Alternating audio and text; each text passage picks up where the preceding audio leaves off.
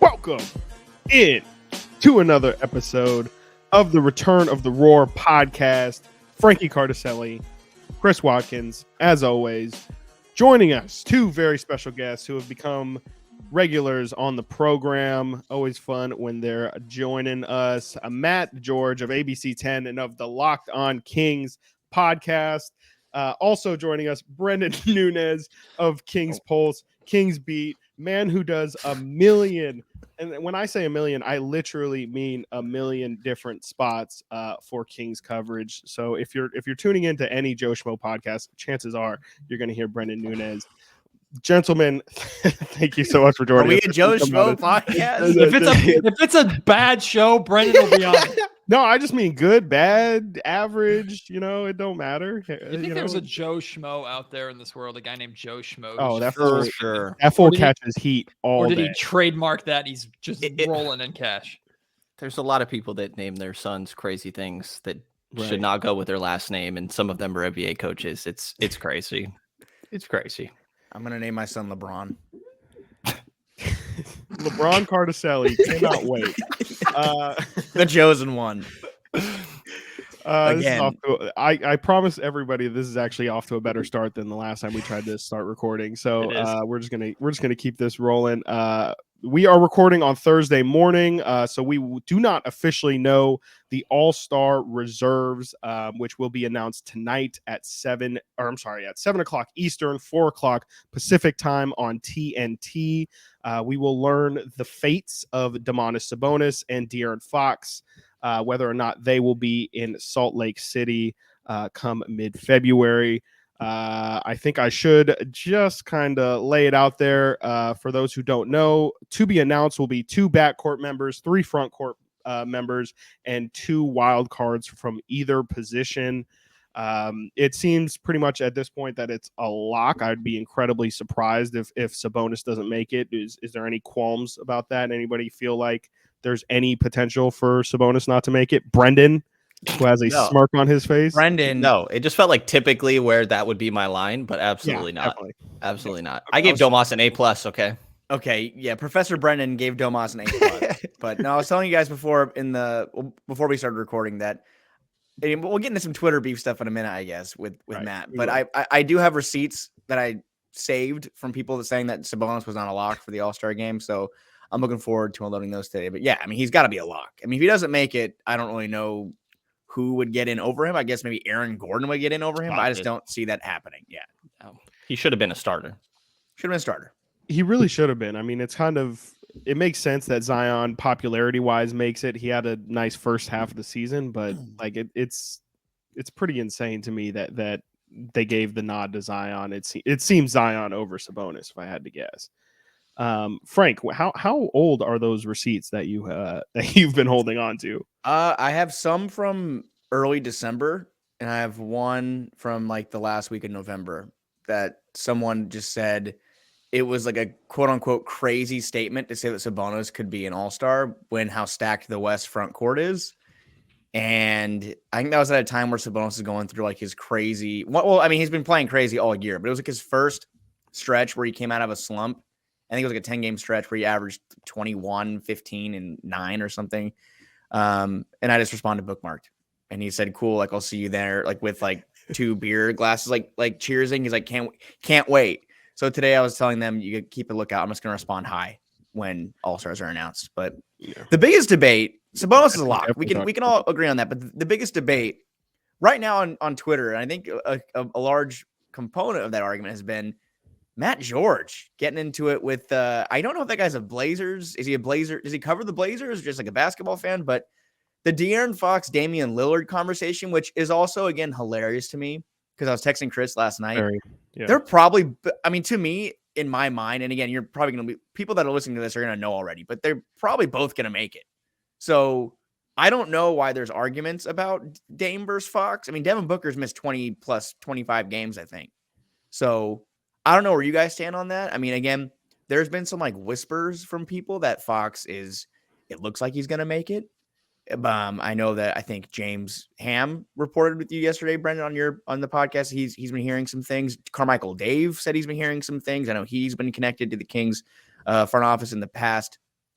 Where do you guys stand on Fox? I mean, again, people listening to this, sorry, we're gonna go ahead and just predict here, but do you think that Fox is going to be in tonight?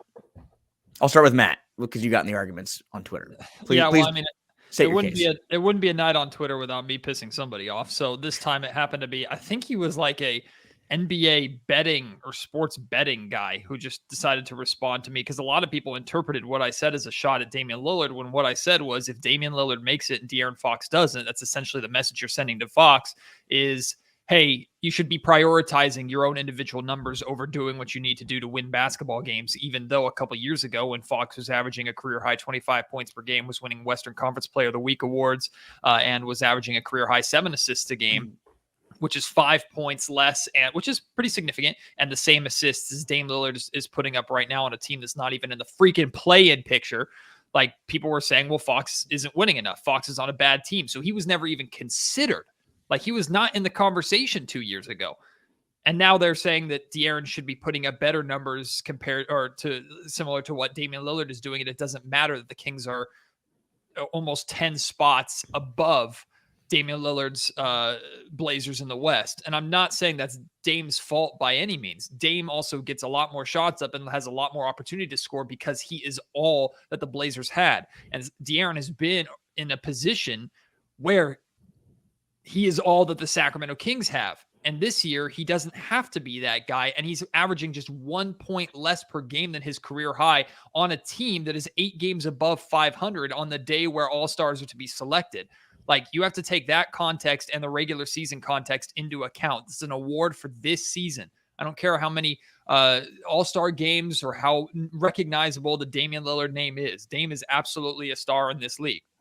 But De'Aaron Fox deserves to be in there just as much as Domantas Sabonis deserves to be in there because nobody, even the biggest Kings homers like me, expected the Sacramento Kings to be third in the Western Conference, 2 games back of second place with a very good chance at securing home court advantage in the playoffs by the time we reach the All-Star selection date. All that should be taken into account. To me, De'Aaron Fox should be a lock. It's a shame that he isn't.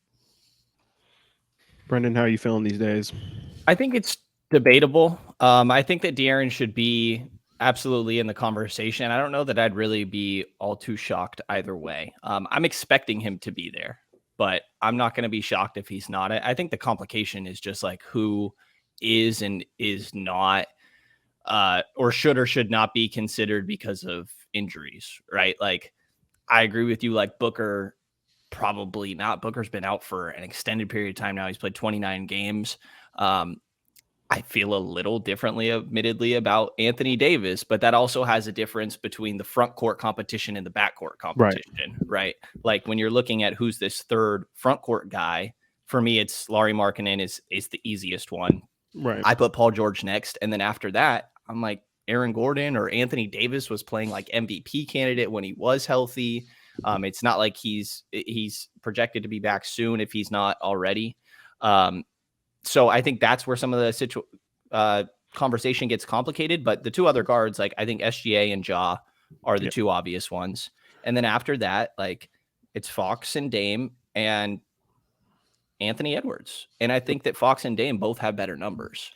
So, but I don't know. Are people going to put Booker in the conversation? Are people going to put Kawhi in the conversation? And then that boots somebody else down. Like, I don't know. I wouldn't. I have Fox in.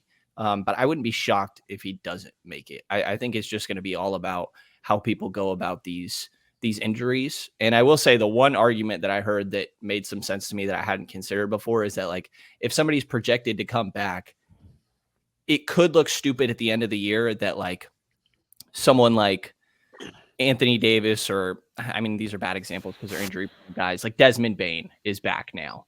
He has put up for sure an all-star season, and it could look stupid if he doesn't make the all-star team at the end of the year just because he happened to be injured right when the voting started, even if it was a good chunk of it. But that's how this has worked, you know, and that's why this is all subjective, and there's going to be so much variance among these voters. I think Fox should make it, but the whole injury situation with so many guys in the West makes it complicated.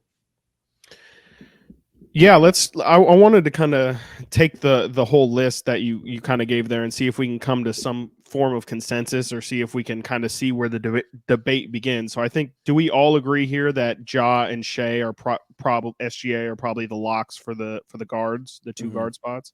Yeah. Okay, then we have Sabonis, who we all agreed. Lauri Markkanen, yeah, Yep. all agree. Anthony Davis, Nope. as the third forward. Brenden, you kind of mentioned maybe.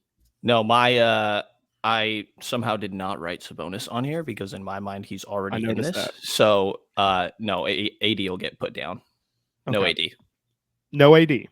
Frank, AD and LeBron. The Los Angeles Lakers do not get 2 All-Stars for being a colossal disappointment just because of name recognizability. And I understand if AD had played the entire season to this point, maybe the Lakers would be better, but they're not. We can't play a what-if conversation when it comes to All-Star voting. AD does not deserve to be an All-Star. I think that would come to Paul George, maybe Paul George or AG at that point then, correct? If AD's on in, one of Paul George or right. Aaron Gordon get in. I do have a wild card one to throw in that I think shouldn't be just disregarded, and I haven't heard many people talking about it. To me, Jaren Jackson Jr. should be in the conversation because Jaren Jackson Jr. is on, again, the second team in the Western Conference, the second seed in the West, one of the best teams in the NBA period, and is putting up Defensive Player of the Year numbers. And unless we're just going to, and I know the All-Star game is a glorified layup line and it's an offensive showcase, so you're not going to see him block a lot of shots in the All-Star game.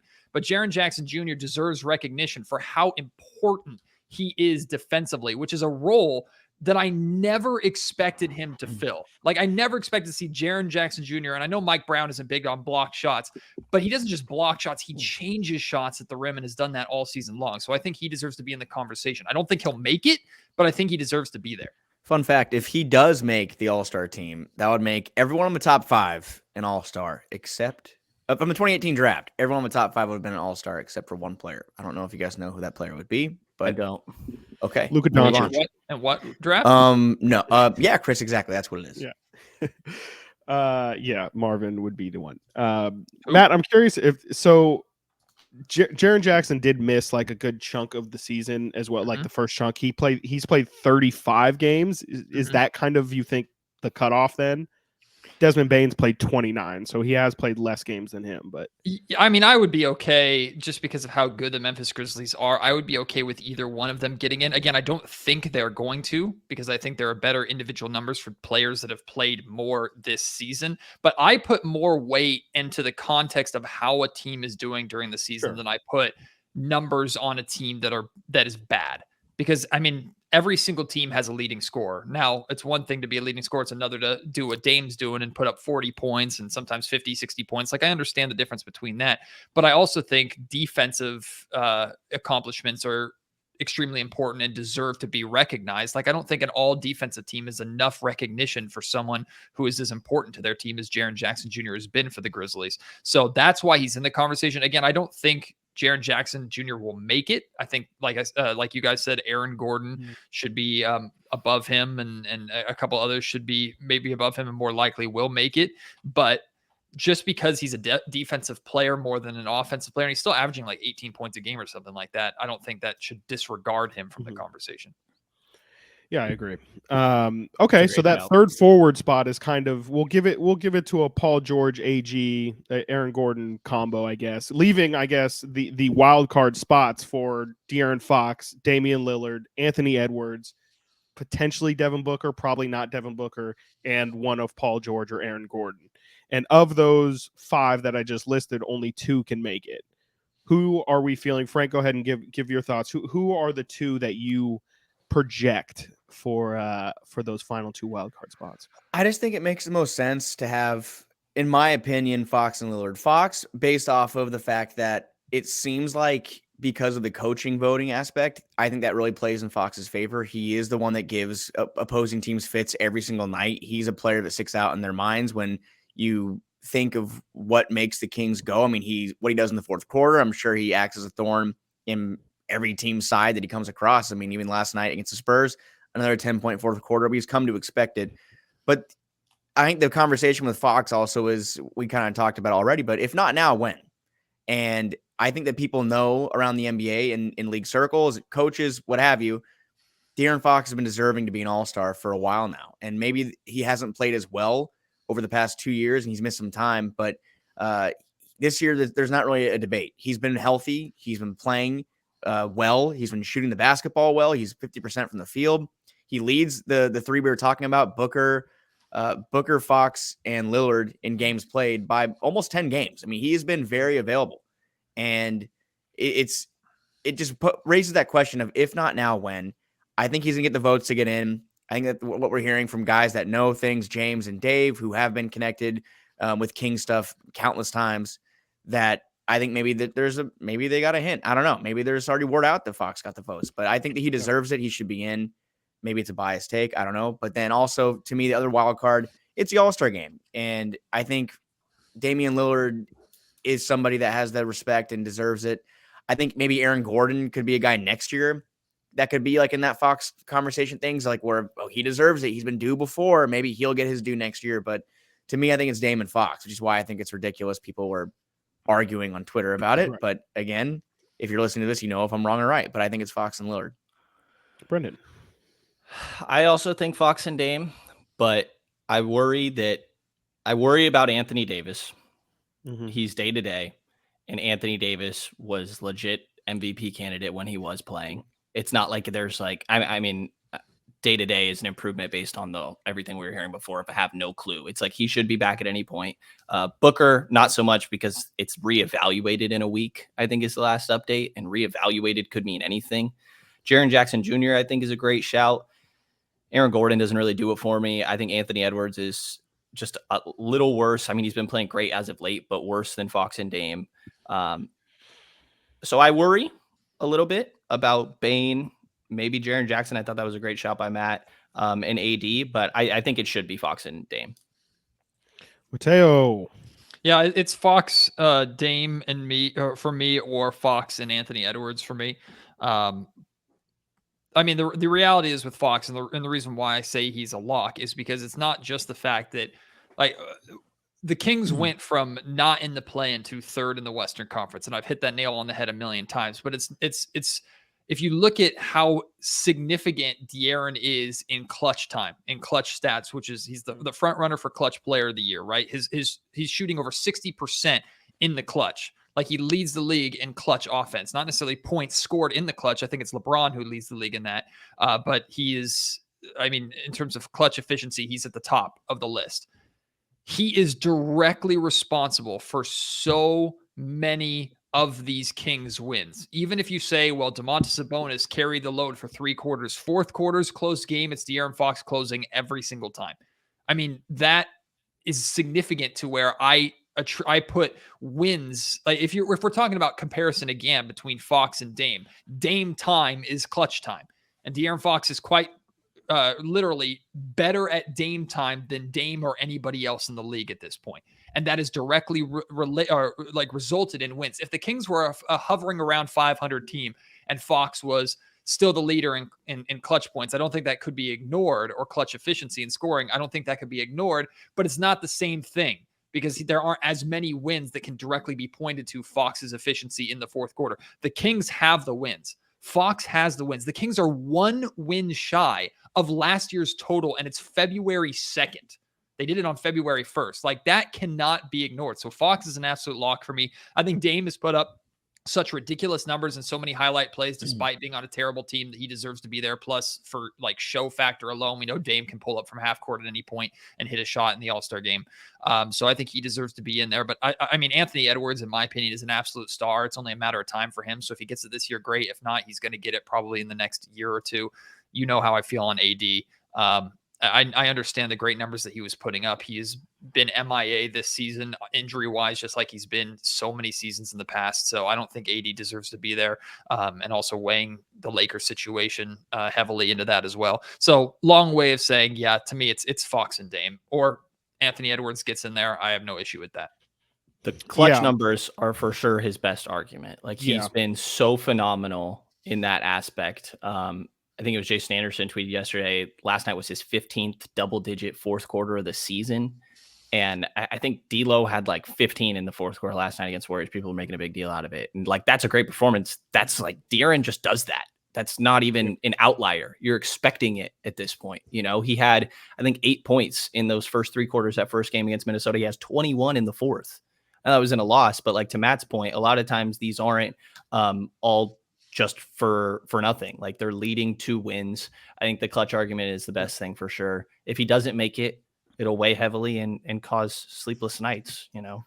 Well, and also nice reference. Also, if you look at the last 3 games that Fox has played, he scored over 30 points in 2 out of the 3, and the third one was 29 points.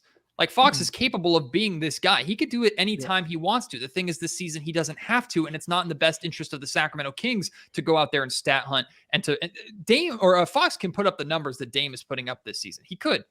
I don't think it would be that difficult for Fox to average 30 points a game, but he doesn't have to. He does not need to for the Sacramento Kings to be successful. And I would argue if Fox were out there trying to score more than play efficiently and save his energy for the fourth quarters when it comes to winning time like he is, I would argue the Kings would be in a worse position right now than they're at. And again, that should be taken into account when you're talking about All-Star. Guys, last thing, Chris, then you got to put your picks in. But good. I'm as tired of seeing De'Aaron Fox on these lists of all these great players that have been All-Stars or have multiple All-Star appearances. He's on all these lists. Mm-hmm. And Brenden mentioned fourth quarter scoring, and De'Aaron Fox is tied for he's tied for second right now in most games with 10 plus points in the fourth quarter. The players ahead of him are all perennial multi-time All-Stars. Some of the best players in the game. Fox has scored 10 plus points in the fourth quarter 16 times. That's tied with DeMar DeRozan, who's been an All-Star, I think 4 or 5 times in his career. Then you have Jason Tatum, Kyrie Irving, and Giannis with 18. I'm as tired of seeing Fox on these lists.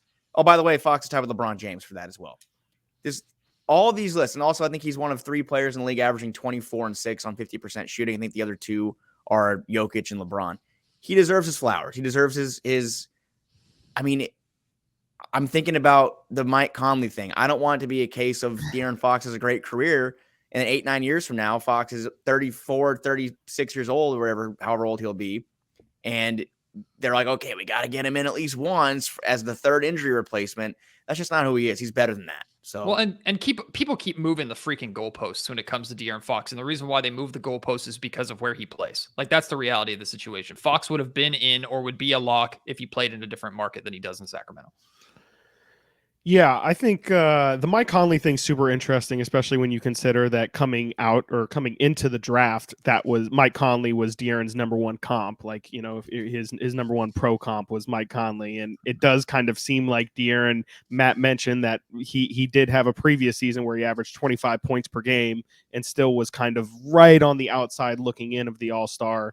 And, you know, even now that the Kings finally have success, he's putting up those numbers, still kind of finds himself along the fringe. I think Mike Conley is a really interesting and really, you know, good comparison to bring up.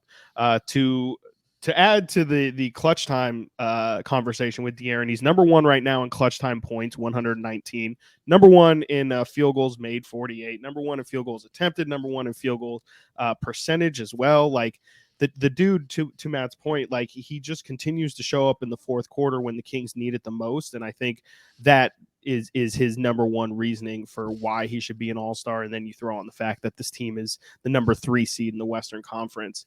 The question that I have is, with the current list, assuming AD doesn't make it, the Kings are the only team in the Western Conference that would have multiple All-Stars. Does that seem like a thing that will happen?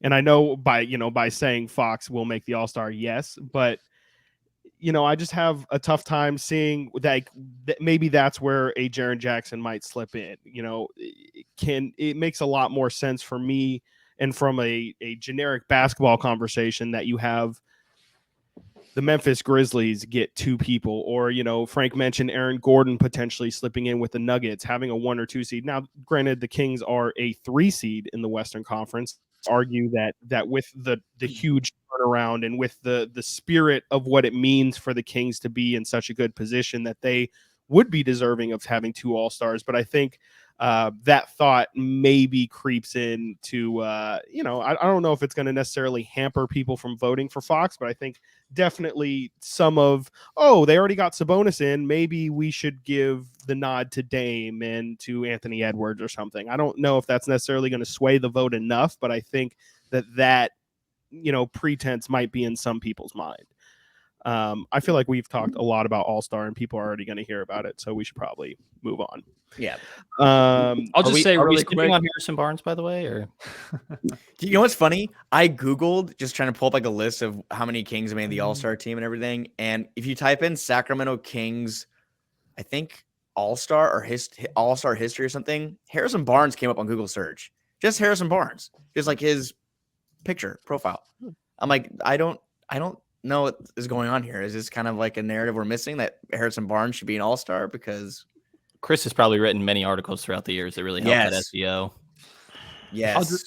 I'll just say really quickly, Chris, I think what you just said was an excellent point. I'm not going to go into any further or answer that question because we got to move on, but I think that's a very, very good point. And it's the same way that people might not vote for Nikola Jokic's three straight time MVP because of who he would join.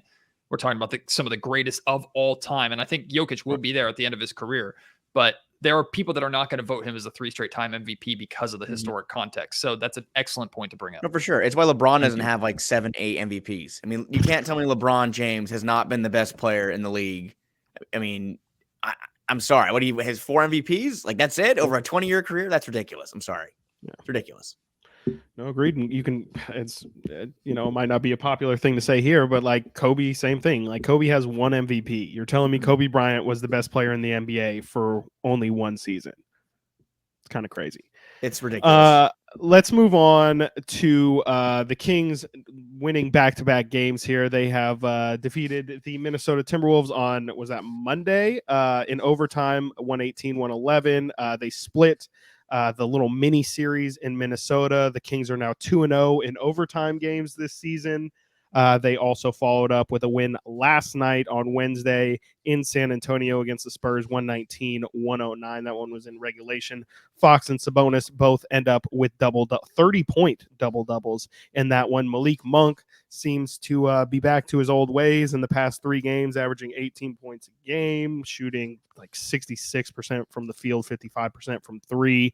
Any big takeaways from the last 3 games here from the Sacramento Kings, or is it mainly just the fact that, Malik Monk seems to be back? Frank, go ahead and take that one. Yeah, I'll just kind of start with something we kind of talked about earlier was what impressed me about this Kings team is the fact that they have done a good job of limiting the damage. When they start losing games, they really don't want the kind of ball start rolling and snowball. They put a stop to it, and they lost 2 in a row. They've done it a couple times this season. Other than the first 4 games of the year, and they started 0-4, they've done a good job of getting back on track, and that's what we're seeing right now. They're winning games that they should win. Is it pretty? No. Last night's game was, to me, I don't want to say I was concerned, but when the Kings are struggling to put away a Spurs team that is missing a lot of people, Devin Vassell was out. They lost Sohan. They lost Jones. They were very shorthanded down the stretch, but the Kings are finally able to dig deep and pull it out and do it. I mean, with guys like Malik Monk and obviously Sabonis and Fox that were doing what they were doing, but they were doing it without making the threes. They could not make their threes. They haven't been able to make threes the whole road trip so far. I think over the 3-game stretch, they're shooting under 30% to begin this road trip. 28%. And that's just not who this team is. And I think, Brenden, you had a stat last night. What was it when the Kings shoot a certain percentage from 3? If they make 10 or less threes, they were 3-9, now improved to 4-9. It's crazy. And Coach had talked about like the team needs to learn how to win ugly. I think that was something we heard earlier in the year. And I think that's exactly what like last night was. I think that there were moments they could have been better defensively, but I think that you need to be able to win when shots aren't falling. Like I'm surprised at how often this team is not able to shoot. It's not often, but it's still more often than I thought it would be for the amount of shooters that this team has. But for Fox and Domas to carry them the way that they did was just superstar stuff from both of those guys. And I think my biggest takeaway from these last 2 games is that De'Aaron got robbed from being defensive player of the game 2 games in a row. I love rewarding Malik, but De'Aaron was so good defensively in both of these games. I thought that he set the tone on that end. De'Aaron has a thing against rookies. I swear every year when De'Aaron is up against a rookie, he just totally schools them. And you saw that on both ends of the floor last night. Like Malachi Brandon, no chance. No chance. He remembers what John Wall did to him his first meeting against John Wall when he was a rookie. That was his first ever start, and John Wall cooked his ass, and it was like a matinee game in Sacramento. It was bad. Yeah, and now De'Aaron's the vet doing that to other people. So I think that defensively, he has been so good recently, and that point of attack defender setting the tone for the rest of the defense, I think is so important. Not to downplay Malik, I think that he was a lot better there, and I like rewarding a guy when he's shown so much improvement, because we've seen De'Aaron be this guy before, but to see it 2 games in a row, and that San Antonio game was just carrying over from that second Minnesota one. First game in Minnesota, he was kind of getting torched by by D'Angelo Russell in that first quarter. And then you saw Anthony Edwards have his third quarter. He came out in that second game in Minnesota and was like, this is not happening tonight. And I thought put the clamps on D'Lo, made things difficult on him. And then it carried over again into that San Antonio game. So I thought that was probably my biggest takeaway from these last couple games. Well, number one, back-to-back games against the same team sucks unless it's the playoffs. So I know the NBA's leaned heavily on that this year. They're playing the Rockets 2 straight times for the second time this season. I understand travel-wise while you do that. Then you come back home and play 2 straight games against the Dallas Mavericks, if I'm not mistaken. Like, this sucks. Like, I don't want to see the same team twice in a row, but that's just my get off my lawn take. And then you got 2 in a row against OKC this month too. Yeah, exactly. So do better, NBA. No, I'm just kidding. Brenden made a lot of really, really good points there. I'll say this. The Kings have, when they have won, leaned so heavily on their team success. The amount of times they have won with 6 guys in double figures, sometimes 7 guys in double figures. To me, last night's game showed the Kings' ability to win differently, or to overcome games where offensively they are not firing on all cylinders like we have come to expect with this group. For 3 guys to score 75% of your 119 points, that's crazy. And that's great. If the Kings had to rely on that every single night, they'd be screwed, which they have in the past. They don't have to rely on that this season, but on nights like last night, on road trips like this, where they're shooting 28% from 3-point range as a team, you need your stars, Fox and Sabonis, to carry you through, and you need them to have a little bit of help off the bench, which Malik Monk has been. And like I'm happy to see Malik Monk stepping up. He's not consistent enough, in my opinion, to be a real front runner for 6th man of the year, but we know how important he is to the Sacramento Kings off the bench when he is on. He was excellent. He also tried to beat John Morant for the greatest dunk this season last night. One of the greatest missed dunks in Kings history. He went for it, and I love every bit of it. Keegan Murray also went for a tomahawk and turned out to be a really nice assist to Kevin Huerter in the corner.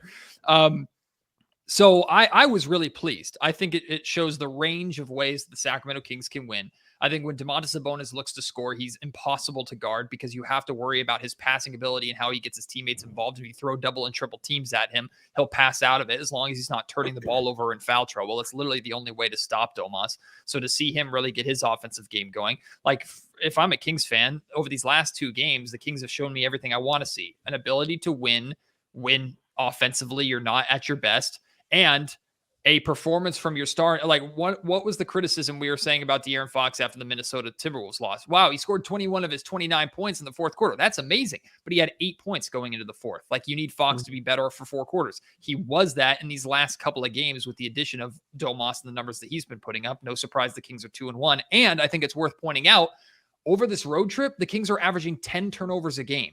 So even if they're not shooting the ball well, they're taking care of the basketball. That's a major reason why they've been able to overcome the poor shooting. Yeah, no, I agree with you. I think, the fact that I think that we're really starting to see the signs of like the dog days of the NBA season right now, where I think the Kings just hit game 50. So there's 32 games left. We're about 60% done with the season. This is where, to Matt's point, you kind of need your stars to show up. You're not going to be able to get consistent nights from, Kevin Huerter, your middling guys, Harrison Barnes. Keegan Murray has struggled in this little stretch and offensively in this little stretch. And I think De'Aaron has absolutely stepped up offensively. And Domas, you saw last night, was 15 of 20 from the field. Their performance last night was just incredible. But to me, yeah, the biggest sign is that, they're not getting all 6 guys to score over 10 points a game. These are the performances that are keeping them up in the standings where they're at right now. They need their stars to kind of carry them through this stretch. And that's really what I've taken from these 3 games, is just how good De'Aaron and, Domas is kind of bouncing back from probably his roughest stretch of play so far right now. But I was very impressed with his performance last night. Matt, yeah, go ahead. Hi, Matt George, ABC 10. Question for the whole room. Can anybody explain the Kings being 3 games over 500 on the road and having a drastically better defensive rating on the road than at home? Can anybody explain that? It's maybe the most unexplainable aspect of this Kings team this year. I love it, but it's unexplainable. It's like something I keep saying is such a great problem to have, that they are playing almost like too well on the road. It's outweighing their play at home, but I don't know how you guys feel about it either. To me, I think it's almost like a level of comfortability. Like, I think at home, they just kind of let their guard down, and the crowd has been incredible this year. The Kings are almost top 10 in attendance this year, which hasn't happened in a long time. They're just selling out the place every night. It's loud, and they get out to these leads at home usually, and then things kind of get dicey, and we've seen them kind of fall apart late at home. And I think on the road, they kind of go into these games knowing they got to bear down. They got to be tough and play defense. And we're seeing that on the road. But right now, that's something that needs to change, because Golden One Center is a madhouse every night. It's somewhere that needs to be a place that opponents do not want to play. And when you're playing better on the road, and the Kings are right now in line to host a playoff series, will they end up doing that? I don't know. But whether it be a play-in game or a playoff series, you need to put that fear in your opponents. They don't want, like it was back at Arco. Opponents shouldn't want to come here. And I don't know, again, like if it's them being too comfortable at home, but that needs to change. Yeah, I mean, I sorry, Brenden. I definitely think it's just kind of, like Frank said, I think it is like a level of comfort at home. When you're on the road, you kind of have to create your own energy, and I just think that they've done a good job of staying focused and staying locked in. When they're on the road, it's kind of funny that, almost like the Golden One Center is almost too good of a crowd, that they kind of rely on them to, get that energy going, and they know that the crowd will kind of feed off of them. But, to Frank's point also, like come playoff time, I don't know if being a good road team is going to transfer to playoffs. And if it is, like, you better be really damn sure that you're a good road team, because if you can't take care of home in the playoffs, honestly, you're not going to make it past the first round. Like, you really can't afford, especially against an experienced team, to drop games at home. And that's the kind of thing that'll get you sent home early. Doesn't matter what seed you are. So definitely something to monitor. But if they are legitimately a good road team, I mean, that's something that can win you a series 100%. So that'll be interesting to see kind of how that develops throughout the season. But right now it does look like the Kings are a legitimately good road team, which is surprising.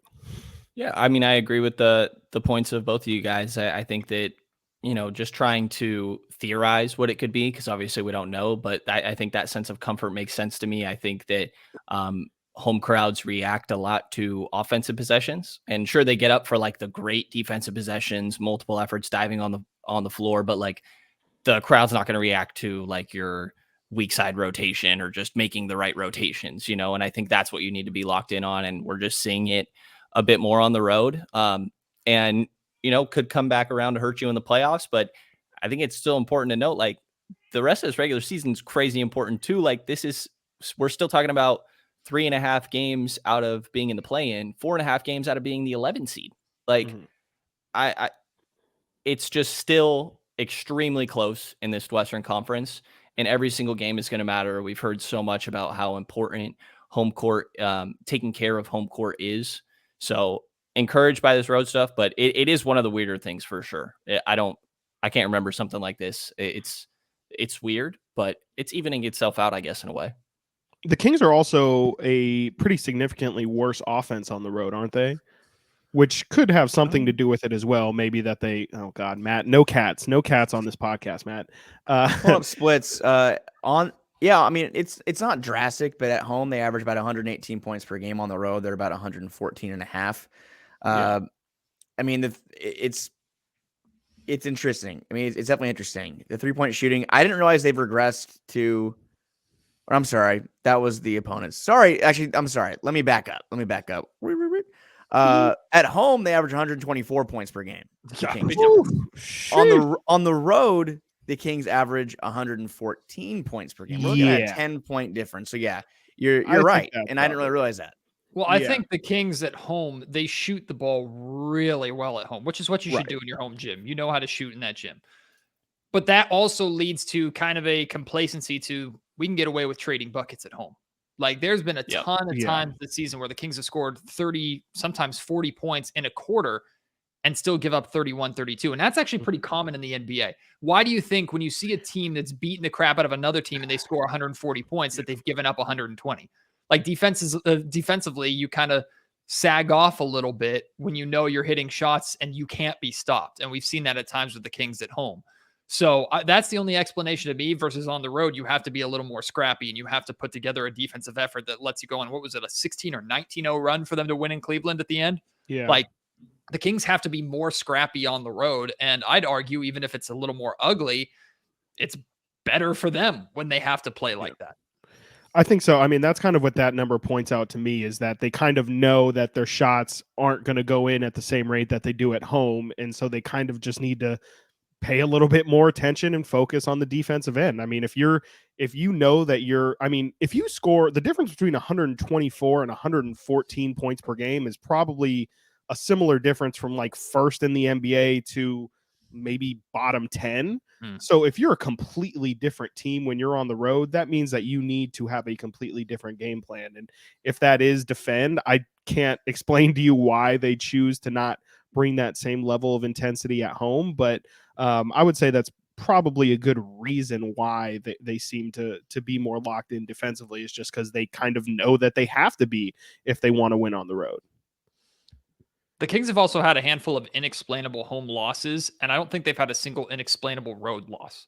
And I think that's a big difference. That's interesting. They've had a lot of games at home where it's like, you probably should win that game. Charlotte, Washington. Atlanta.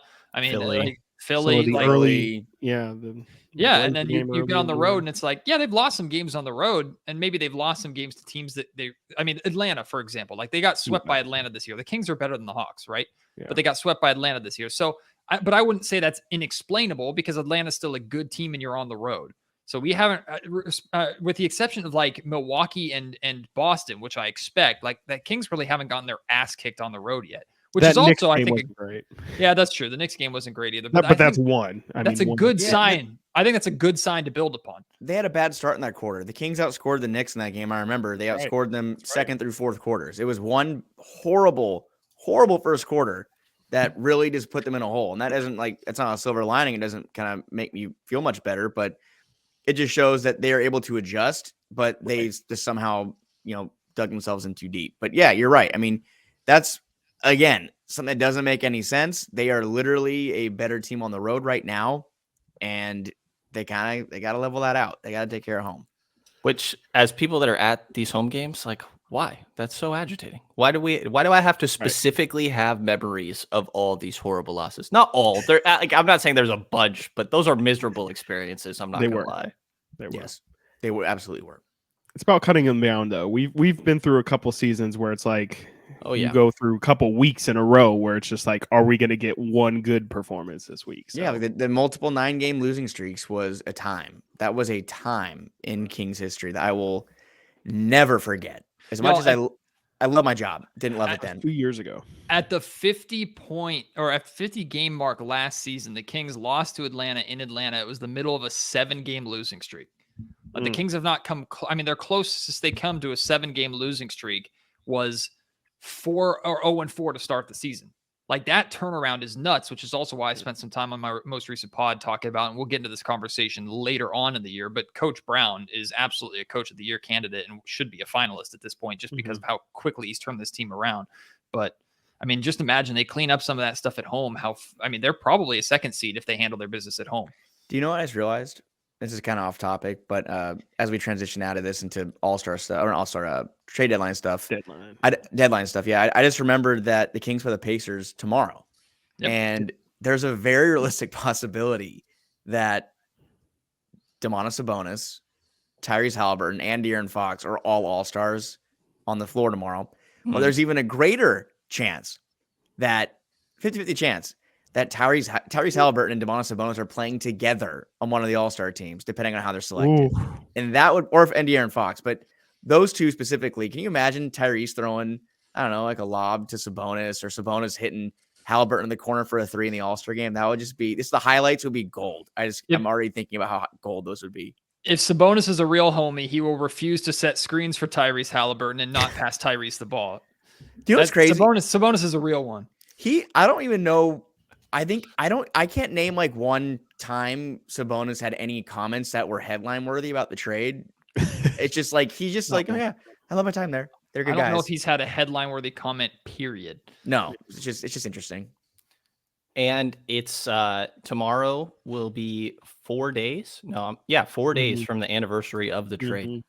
And they both could be all 3 people that were directly kind of, I guess I want to say the people that were mentioned the most in that trade, which was Fox getting the keys to the offense again, Sabonis being in Sacramento, Halliburton in Indiana. They could all be all-stars. 1 year anniversary, they're all all-stars. We'll see. Jeremy Lamb barely missed out. Right. Justin Holiday was right there. But the game will still be the Buddy Hield show. Not the All-Star game, but the Indiana Sacramento Kings. That's going to happen. You mean trade block Buddy Hield for the 9th straight season?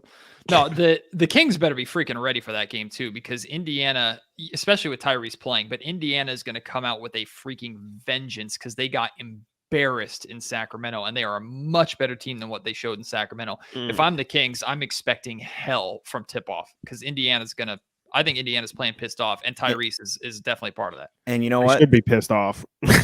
Indiana should be pissed off because they've been playing like butt since Tyrese went down. They get Tyrese back today against the Lakers, which means bad news for the Kings. Back-to-back. Won 1 game since Tyrese went down. Yeah, they beat the Bulls, but the Kings have to play them on the second night of a back-to-back. And I don't know what the record is. I want to guess it's like 1-7 or 1-6 this year, facing teams on the second night of a back-to-back. The Kings are so bad. Again, the comfortable thing. I don't know. I don't know what it is, but they are very bad against teams that should be tired.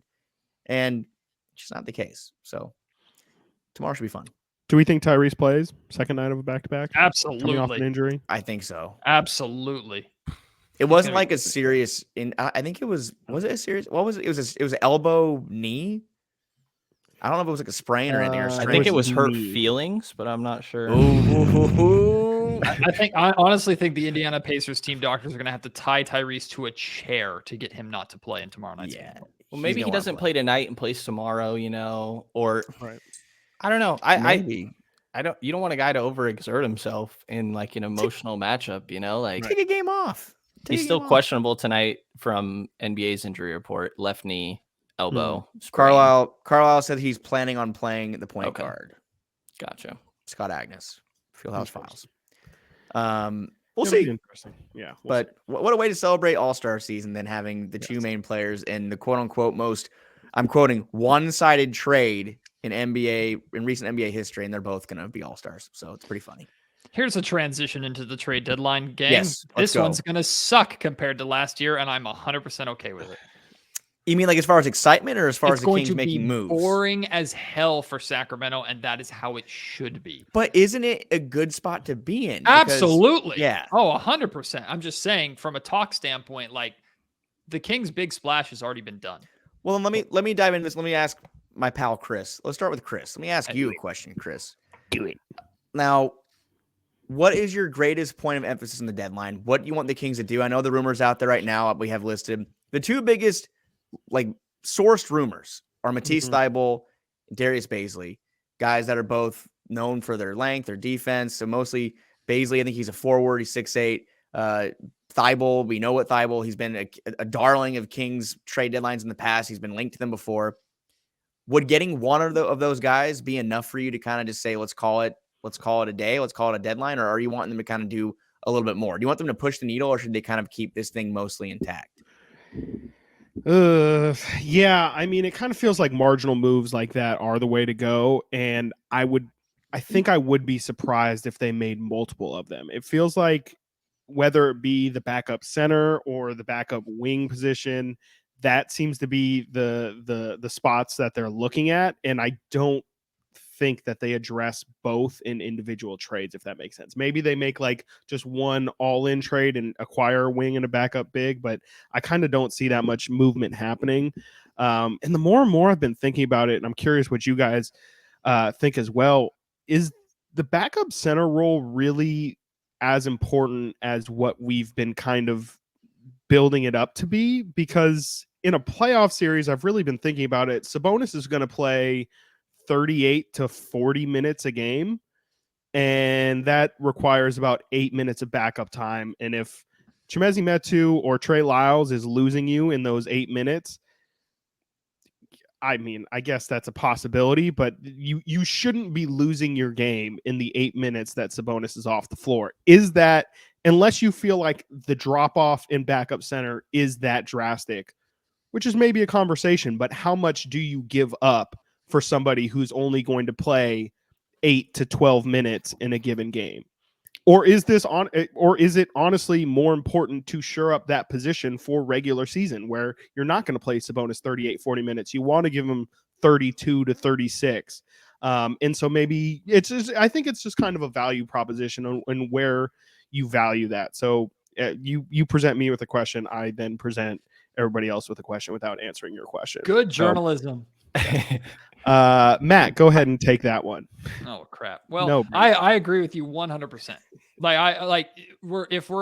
If you're bringing in a backup big, essentially the two biggest things that you are addressing, or you're trying to get out in front of, knock on wood, God forbid, Domantas Sabonis gets injured in the final few months of the season, or you're trying to put yourself in a position where you can rest Sabonis as much as possible for 40 minutes a night when he gets to the playoffs. That's essentially what you're addressing. And I understand that, but you're 100% right. If the Kings make the playoffs, Sabonis is playing damn near every minute of that game, just like De'Aaron Fox should be. Sorry, Davion. Sorry, whoever, Chimezie, Trey, whoever it is. Like, sit on the bench. We're here, and these guys need to play almost the entire game for the Kings to have a chance at winning a playoff series. Like, that's the reality of the situation. So I understand that the appeal of a Mason Plumlee. Understand completely. Mm-hmm. Except if they want a first round pick for Mason Plumlee, I'm not doing it. I'm not giving up a first round pick for someone to take 8 to 12 minutes a night. And I understand Mason Plumlee can do some of the stuff that Domantas Sabonis can do. But the reality is, no matter who you go out that is a backup center, they cannot do what only two centers, Sabonis and Jokic, can do. They can't. You're looking for someone to hold down minutes. And the Kings already have players on this roster that realistically, matchup-wise, can hold down minutes. I really like Trey Lyles at the 5 against Rudy Gobert the other night. I think that can work for 8 minutes a game. Chimezie Metu can at least be a vertical threat when he plays with Malik Monk. That can work for 8 minutes a game when you get into the playoffs. So really, if you're addressing that backup center role, you're trying to give yourself injury depth, which I completely understand if the Kings want to do that, but it's not worth spending that much money that much capital value. Yeah, capital to accomplish. I agree with Matt up until the Kings already have 8 guys that can fill those 8 minutes. That's fair. I like Trey Lyles. I think that's like the one that I'm most optimistic about.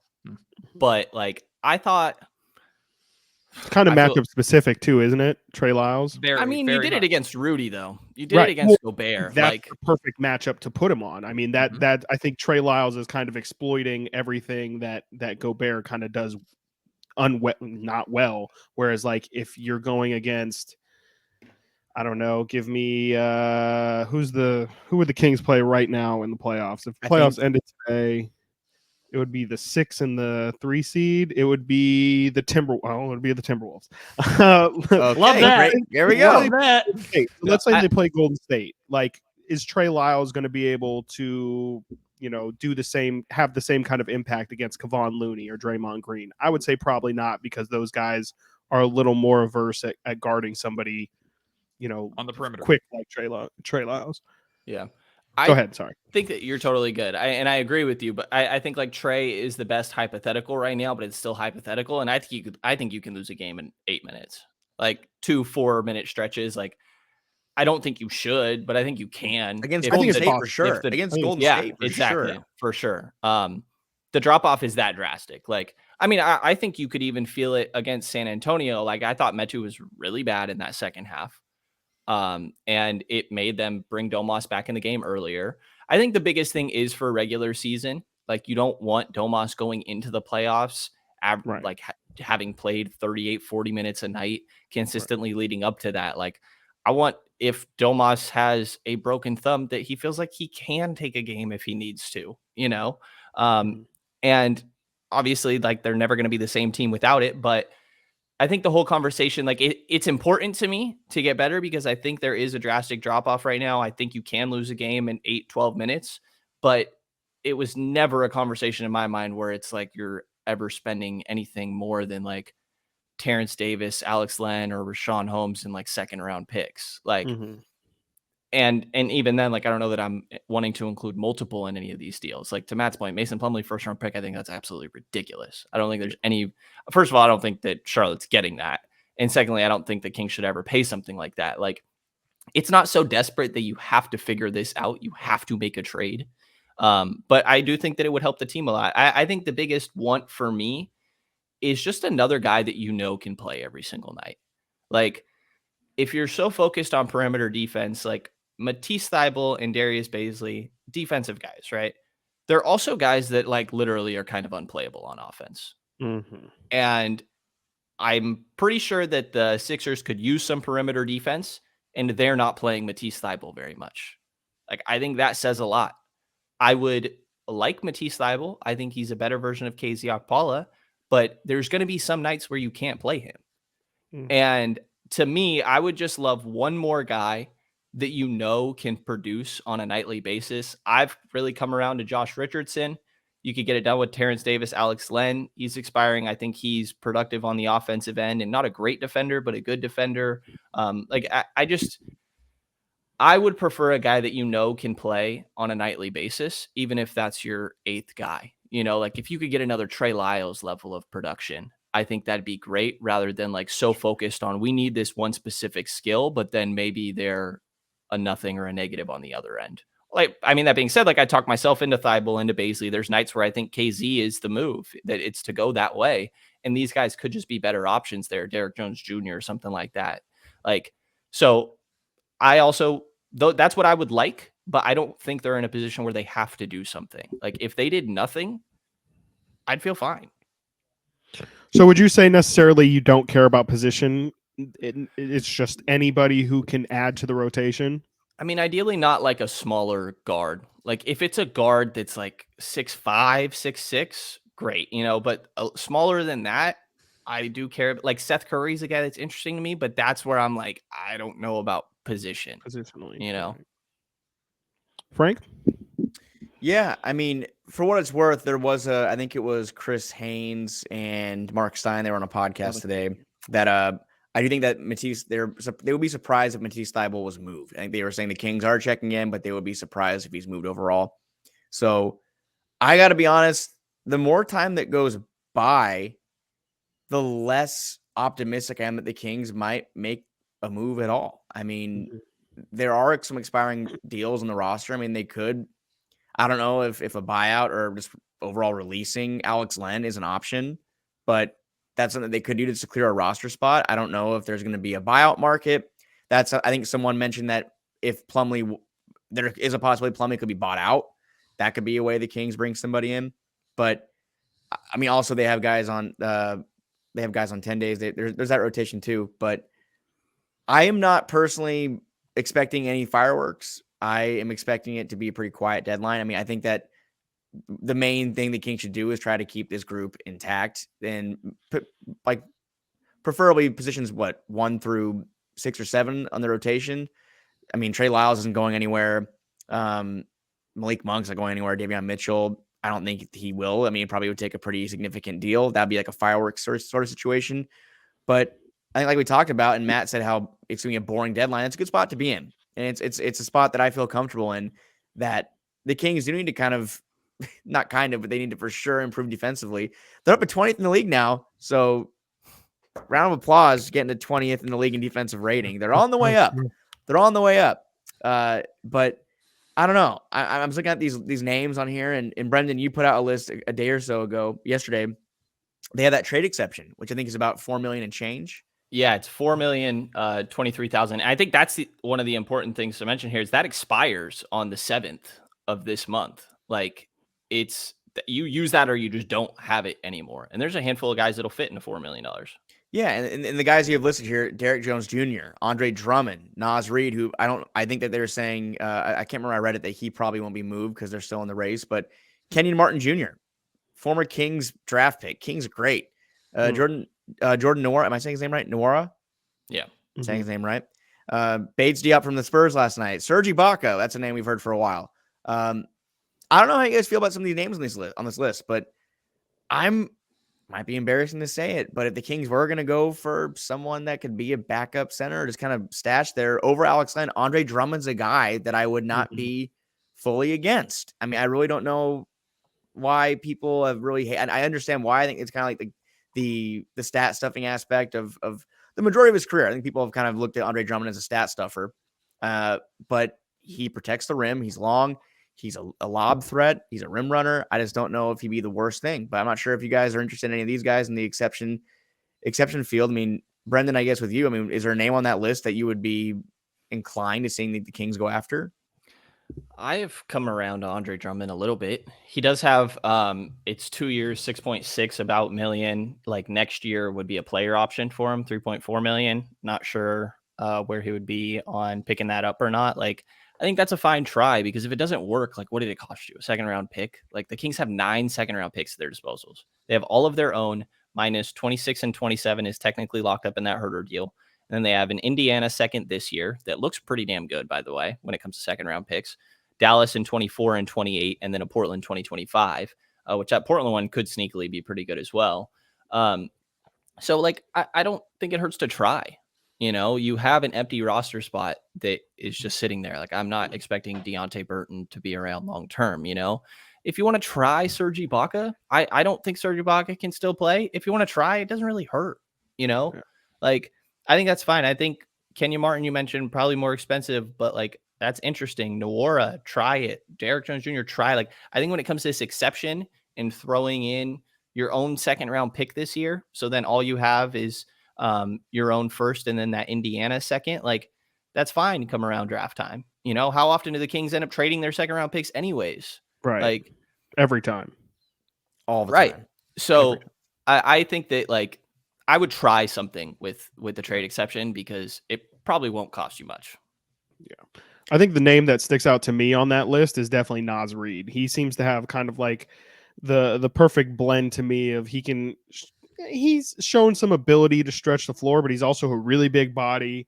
Not as good of a rebounder as you would want from someone with that body, but I think he's a big physical presence and somebody that I think is still young enough to where you can maybe realistically re-sign him, and he can be your long-term fit there. But I think Andre Drummond is okay. Frank, you mentioned the stat stuffing elements. I think he's that's not necessarily a bad thing for this team. I think they could use somebody else who can be an elite rebounder. He's another big body, not quite the rim protector he used to be, but still a big physical presence at the rim, something that this team doesn't really have at the moment. Those are really the two names that stick out to me. But in terms of the overall trade deadline conversation, I'm curious.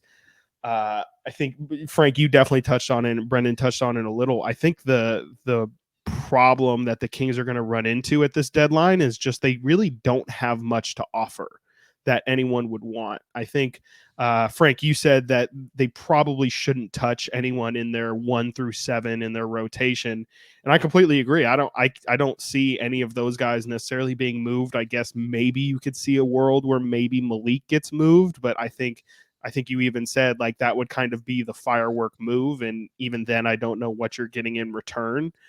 Like Terrence Davis is probably the most likely player on the team to get moved, if I had to guess. I don't think people are jumping at all at trading for Rashawn Holmes on a 3-year deal. I don't think you're going to convince anyone that's a positive asset for you. So unless the Kings are willing to depart with multiple second rounders, which to Brendan's point, they have been very willing to in the past, I kind of don't know what move is out there. Like how would the Kings even acquire Matisse Thybulle? How would they acquire Mason Plumlee if it's not literally like 2 or 3 second-round picks? I don't know. I don't know if the Kings really have much value in terms of their lower end players. Matt, do you have any thoughts on? I mean, all of this is a cop-out answer, but I think he's earned this respect. I think whatever decision Monty McNair makes is going to be the right decision. And if he decides to stay put, I trust him that is the right decision. If there is a player out there that is acquirable to use that trade exception to absorb without having to give up too much, then I trust that decision. I know for me personally, I value second round picks as much as I value coupons. Like I'm like, if it takes a 2-3 second round picks to get a deal done, great. Like I don't think second round picks matter. Do you value coupons? Brenden, I mean, stop it. Like, but that, like, Brendan's pointing to Jemias Ramsey, but that's just it. Like, I know teams have used the second round pick far more effectively than the Sacramento Kings have in the past. Robert Woodard, my guy. I love Robert. Been on my podcast a couple of times. Like, I understand, but the reality is that's what a second round pick is. It's taking a flyer on someone at the end of your bench that you maybe can develop, and the Kings are not in a position right now. Hopefully, they'll be in a couple of years. They're not in a position right now to develop talent. Like, unless they're sending it down to Stockton and hoping for the best. Like, I second round talent to me is doesn't matter to me. So the Kings have drafted some pretty good second rounders though in their day. I mean, if you look at Isaiah, the ones that he's traded off, there's Xavier Tillman, there's Kenyon Martin Jr., there's Jaden Hardy that they drafted this year. Like those are all guys, in my opinion, that Gary Trent Jr. Those are all guys, in my opinion, that could have cracked a rotation. I think it's just they honestly don't get, like, the last second round pick that we realistically saw get a shot at playing was Frank Mason. Yeah. And the last one that the Kings actually hit on was Isaiah Thomas. Which was They did hit. That was it's 12 years ago now. And I understand that, but I just don't think a second round pick should be where you're hesitant to pull the trigger if it makes a move that realistically helps you today. That being said, like if that move is not out there, then that move is not out there and it's fine. Like you have to be very conscious of what effect your move and who is leaving is going to have on the state of this team. I think trading Malik Monk at this point would be a disastrous decision because Malik Monk is such an important piece of this locker room. The same way I'd say about Harrison Barnes, the same way I'd say about most 9-10 guys on this roster. I would be hesitant to trade Matthew Dellavedova at this point for what he means to this team. That being said, Delly has no value. I understand that. His market's hot, Matt. His market's hot. Every fan base doesn't realize they want Delly, but they do. And that's an absolute fact. But like, that's my point is if you're going to bring someone in, it's going to be a minor move that helps you, someone who's a plug and play type guy. But if that guy is not out there for the price that you want to pay, then you stay put and you're fine with it. This team has gotten you this far on their own. And I understand wanting to maximize where you're at being a third seed and that these final 32 games are going to get more difficult. Everything after the All-Star break is going to get more difficult for the Kings to maintain where they are, and it would be nice to have help. But if you don't acquire help that is the right move, it is fine. And I think there are going to be some Kings fans, if the Kings stayed put, that would melt down and go, Monty McNair, what the hell are you doing? You're wasting this opportunity. No, if the right move is not out there, you do not pull the trigger. You already made your fireworks move. You already did it, and it's put you in this position. Trust the roster that you've assembled. Let's ask this question to the group then. Let's get a final consensus. Do the Kings need to make a trade if they are going to win a playoff series? No. Can they win a playoff series with the current constructed team? Yes, I'm gonna say, and obviously that's opponent dependent, but of course, based off of the caliber of team. That's the thing. It's depending on who they play. Yeah. I mean, I think the Kings do have the depth to win a playoff series. I think they do have the depth to, they're going to see Dallas next week. We're going to get an idea what it would look like if it was a 4-5 against Dallas. They've played Minnesota pretty well. I mean, obviously they're missing Karl-Anthony Towns, so we're gonna have to see them later in the year to see how they really match up. But the Suns are still in shambles. Last night's game was disastrous for the Suns. I don't know if you guys got to catch that bloodbath. If they were to somehow face a team like the Jazz or the Blazers jumped up, I think I feel good about it. But if the Kings were to fall and play Denver or Memphis, or if the Warriors really get hot and reestablish themselves at the top of the West, I mean, I feel a little skeptical. But they're good enough to win a series. I don't know if they're good enough to sweep a series, but they're good enough to claw their way, in my mind, to a 6-7 game series win. Absolutely. I think my hesitation has nothing to do with like if they should or should not make a trade. I think it's just a lack of playoff experience. I think they're good enough to. I don't know that there's any like trade that doesn't involve Keegan Murray or Harrison Barnes, which I don't think is really on the table, that makes it like a easy yes for me. So I think that they are capable, and I don't know if there's any trade that I think is realistic. And of course, nobody thought they would trade Tyrese. Like, you really never know with this front office. Like, is if Pascal Siakam became available or something, then would they put Keegan on the table? Who knows? Like, but I think they're good enough to. And I don't know that there's any move right now that doesn't involve any of the obvious 2 stars or Harrison Barnes or Keegan Murray that would make it like an easy yes for me. Let's rephrase the question this way. Please.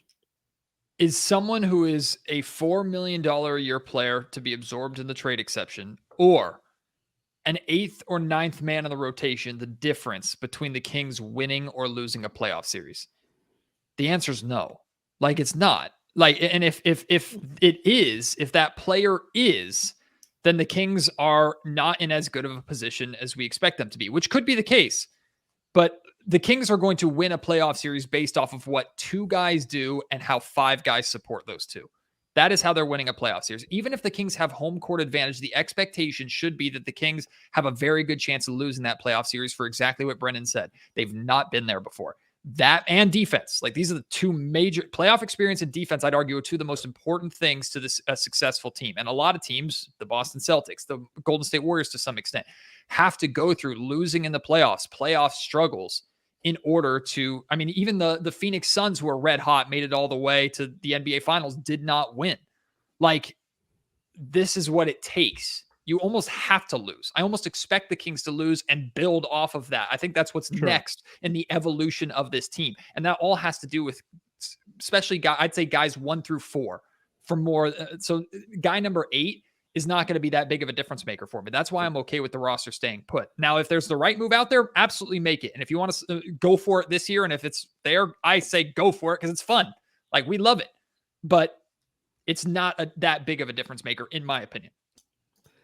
Yeah, I might be going back on what I said earlier about the center thing, but I do think that there is potential that 8th person could really make that kind of difference, especially if we're talking about, I mean, I mentioned I don't think it'll happen, but, if you throw a Matisse Thybulle into their rotation, just the fact that you're able to kind of throw another lineup out there that gives you a different look, and maybe you can present a different kind of style of play out there, that could maybe be the thing that entices me the most. But I think you're right, Matt. Like, losses in the playoffs not only harden you, but they teach you everything you need to know about your team. You learn about your weaknesses, about the parts that you need to address in the offseason. So I do agree with you in the fact that, they're probably, they are, unless they win the championship, they're inevitably going to lose at some point. And we're going to figure out what those holes are. But I kind of hold off in where I say that I do think that they could still add somebody that brings some real legitimate value. And Brenden kind of mentioned earlier how the overall experience of the team makes him feel nervous. I think that could also be something that you address. Maybe, not in a bigger move, but if you bring in somebody who's a true veteran, who's been there before and can maybe teach this team a couple things before the end of the season, that could be something that also has impact. So that's kind of what I'm looking for at the deadline. But I kind of agree with Frank in the sense of I could see us coming to a point where nothing ends up happening.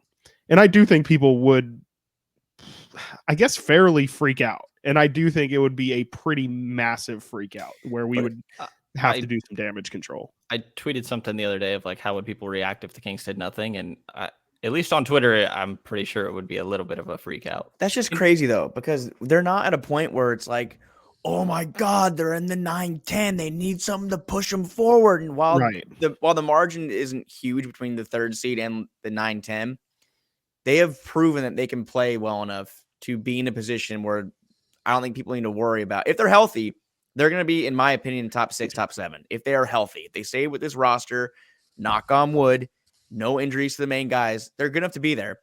It's not like last year where the team was fringe playing. They needed to do something. They had to, and they did. And like the last 3 years before, they finished 1-2 games out of the plan because of injuries or blowing games or what have you. But this team's good. And the fact that they have the luxury of being in a position where they can choose to make a move or not make a move, it's what you see teams over the years like Miami or Boston or Brooklyn. And I'm not saying the Kings are as good as those teams, but we see teams all the time stand pat. Or the Suns a year ago. Some teams stand pat.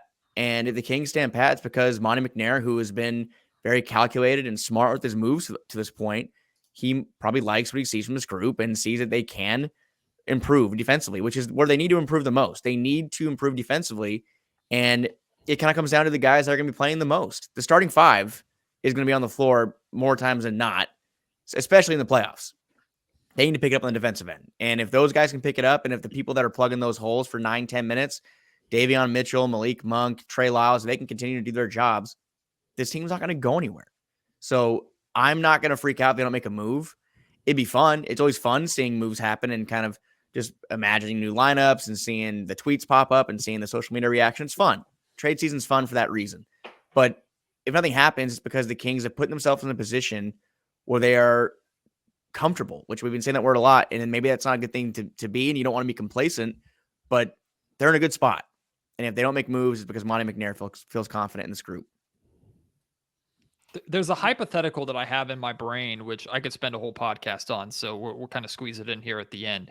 But like, I understand fan freak out from the standpoint of like, the Kings are in this position. We haven't been in this position forever. We want to solidify this position. But let me ask you this.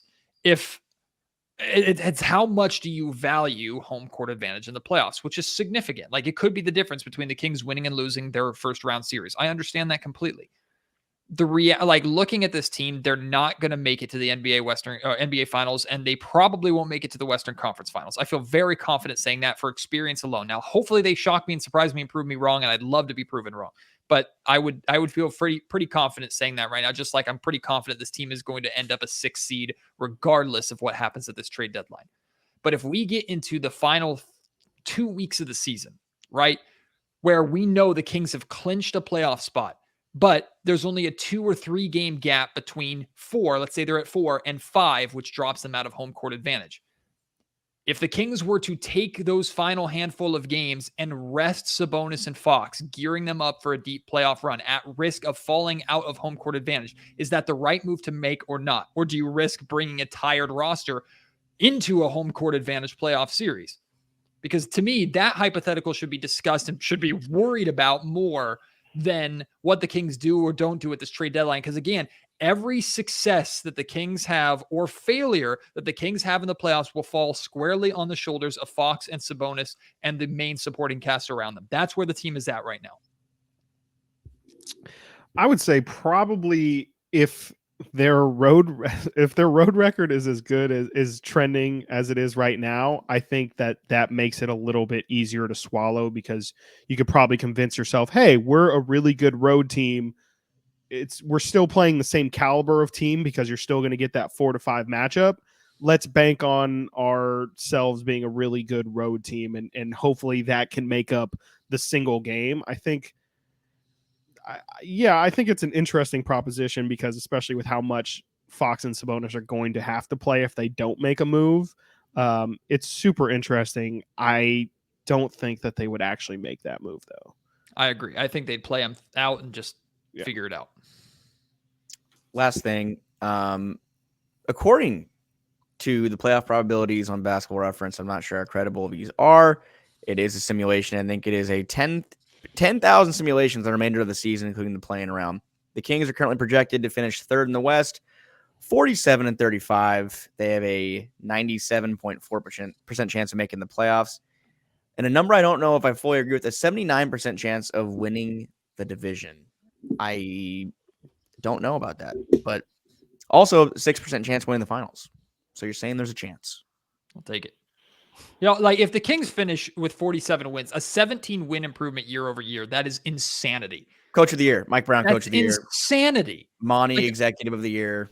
Like think about the things that we're worried about right now compared to where we were at the beginning of the season. If someone said the Kings were projected to finish 17 wins over the season before that with no firework move this year. That's insane. If they win tomorrow in Indiana, they match last year's road win total with essentially half of the season to go. A little less than half the season to go, but they will match last year's road win total if they win tomorrow.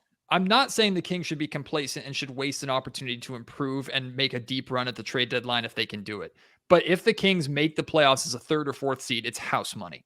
No matter what happens in the playoffs, it's house freaking money. And game 1 and game 2 at the Golden One Center, even if those are the only 2 playoff games, which I don't think they would be, played at the Golden One Center, those 2 games would be more than worth it, and the team will learn from that. Plus, I firmly believe, and I've been consistent with this, even if De'Aaron doesn't like me on Twitter, when De'Aaron gets that platform in the playoffs to do what John Morant did to capture the hearts of America, what other exciting guards have done to capture the hearts of America, De'Aaron Fox is going to take his game to another level on that stage that I don't think anybody is prepared for. And then at that point, he should be a lock for all-star conversations for years to come. Absolutely. Nope. I guess I'll give my final thoughts of I'm all aboard the Josh Richardson train. Like all aboard. Choo-choo. I think that he would be a great like 8th guy. Yep. For Terrence Davis, Alex Len, and I think the reporting I saw, I forget exactly who it is, said a 2nd round pick. If it takes 1, sure. If it takes 2, I don't even really care.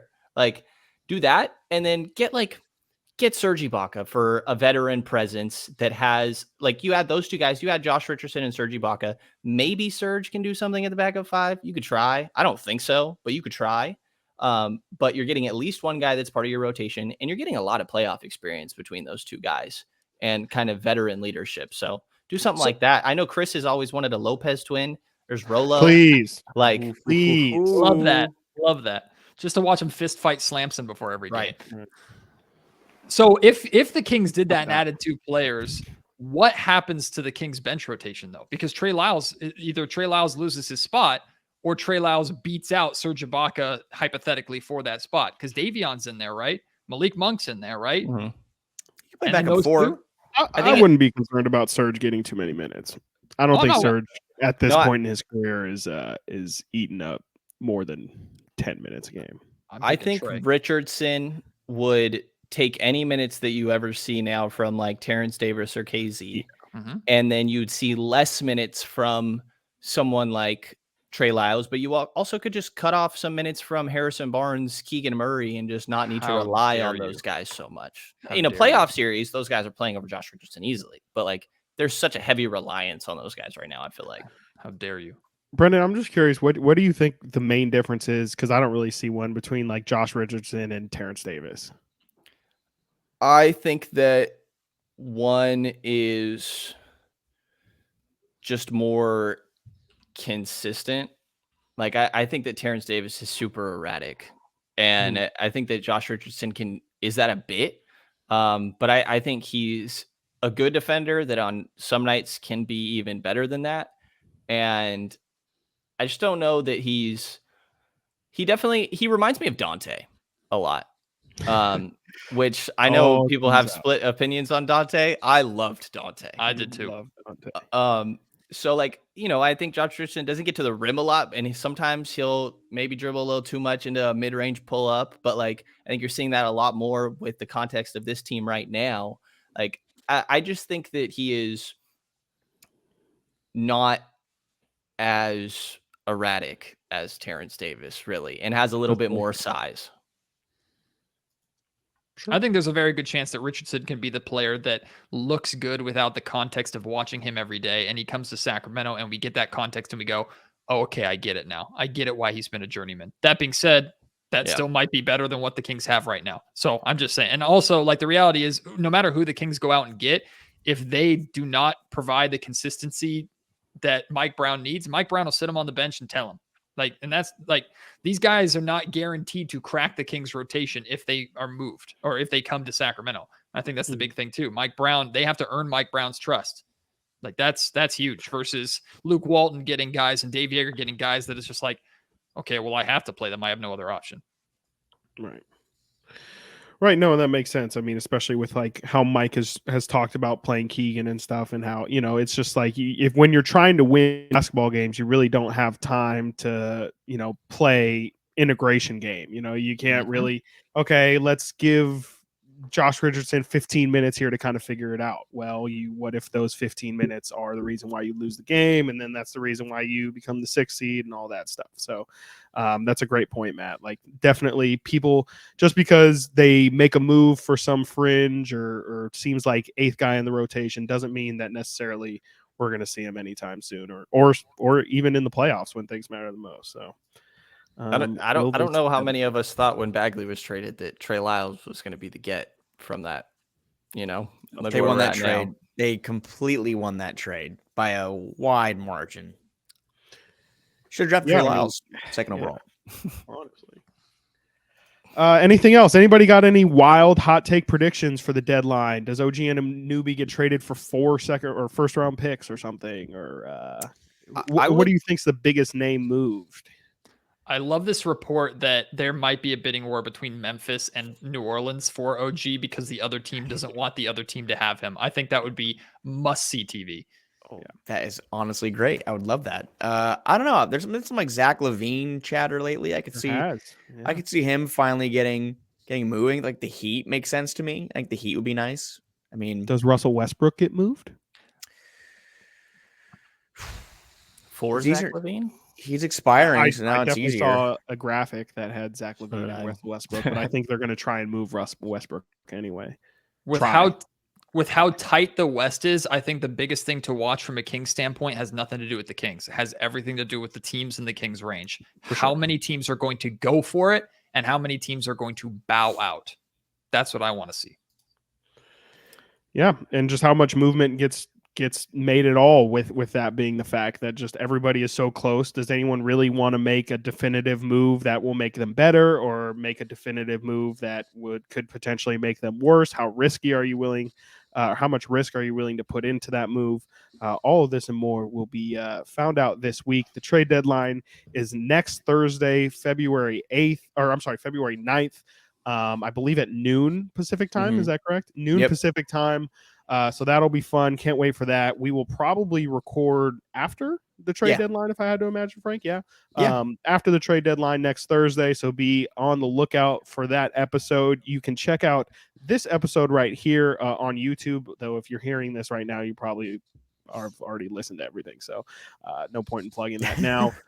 Go ahead and listen to everybody in here's stuff. Matt George, ABC 10, Locked On Kings podcast. Brenden Nunes, Kings Beat, Kings Pulse, Kings Herald.